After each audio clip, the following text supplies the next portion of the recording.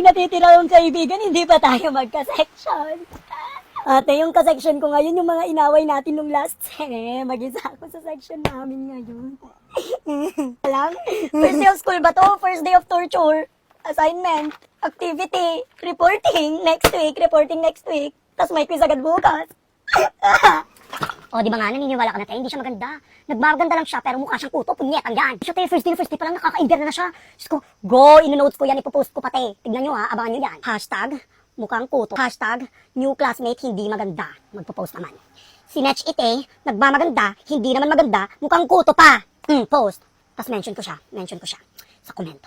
Hindi ko naman sinasabing ikaw to, Justin. Hehehe, love you, BFF. Hindi ako takot sa'yo. Nabas nila, lakas na ng ulan, hindi pa ako nakaka-uwi. Gagabihin na naman ako na itong susunduin. First day na first day. Sumagot kayo ng tawa.